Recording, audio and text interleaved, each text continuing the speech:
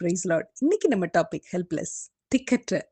வாழ்க்கையில பல வேளைகள்ல நம்ம தனிமையில் இருப்பது போலவும், நமக்கு கிடைக்க வேண்டிய அனைத்தும் மறுக்கப்பட்டது போலவும், நமக்கான கதவுகள் அனைத்தும் மூடப்பட்டது போலவும் உணர்வதும், ஏன் விரக்தி உச்சகட்டத்தை அடைவதும், ஆத்திரத்தில் நம்மை படைத்த தேவனை குறை சொல்வதும், கோபத்தில் எதிர்மறையான வார்த்தைகளை பேசுவதும் கூட உண்டு. ஆனா நமக்கான தேவன் நமக்கு ஆயத்தம் பண்ணினவைகளை கண் காணவும் இல்லை, காது கேட்கவும் இல்லை, அவைகள் மனுஷனுடைய இருதயத்தில் தோன்றவும் இல்லை. அதுதான் உண்மை. இன்னைக்கு அதை பத்தி தான் பார்க்க போறோம். அதுக்கு முன்னாடி ஒரு குட்டி கதை. அன்று அரசனின் பிறந்த நாள். மொத்த ஊரும் கூடியிருந்தது அன்னதானத்திற்காக.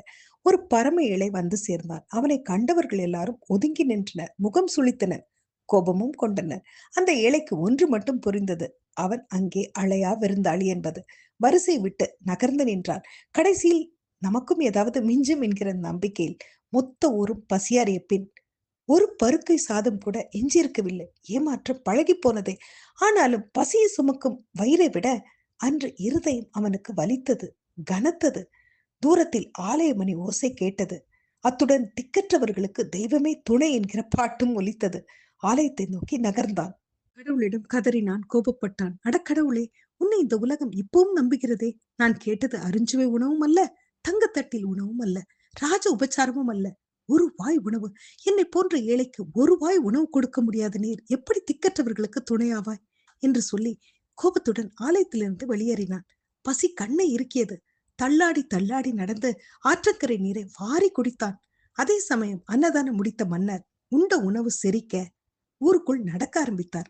அப்போது அந்த பரம ஏழை தண்ணீர் குடிப்பதை பார்த்து, என்னப்பா, உணவு இன்னைக்கு நல்லா இருந்ததா அப்படின்னு கேட்க, வருவது மன்னன் என்று அறியாத ஏழை, ஊரே சாப்பிட்டது என் தலையில் இன்றும் பட்டினி என்று எழுதி உள்ளது போல, பசியை கொடுத்த கடவுளுக்கு எனக்கு உணவு கொடுக்க மனமில்லை சொல்ல. அவன் சொன்ன பதில் ராஜாவின் மனதை உருக்கியது.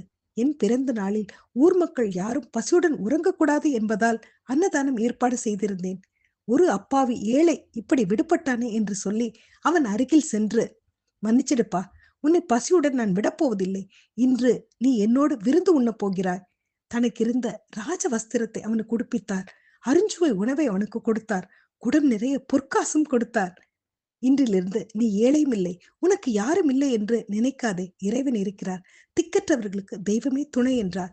மன்னன் சொன்ன சொல்லை கேட்ட ஏழைக்கு கண்களிலிருந்து கண்ணீர் தாரை தாரையாக கண்ணீர் வடித்தான். இந்த கதையிலிருந்து நமக்கு என்ன புரியுதுன்னா, நாம் எதிர்பார்த்தது கிடைக்காமல் போகும்போது ஒன்றை மட்டும் நினைவில் கொள்ளணும். நமக்கு கிடைக்காமல் போனதை விட சிறப்பான ஒன்று நமக்காக காத்திருக்கிறது என்பது. இன்று நம்ம பார்க்க போகும் நபர் மேவி போசேத், சவுலின் பேரன், யோனத்தானின் மகன். ராஜ பரம்பரை, இளவரசனாக அரியணை ஏற வேண்டியவன். தந்தையும் தாத்தாவும் இறந்தவனாக, அது மட்டுமா, 2 கால்களும் முடமானவனாக இருக்கும் நிலை. ஆனாலும் தேவன் யோனத்தான் மீது வைத்த தயவால், தாவீதுடன் செய்த உடன்படிக்கையின்படி, தாவீதின் மூலமாக அவனுக்கு தயை செய்ததை நம்ம பார்க்கிறோம்.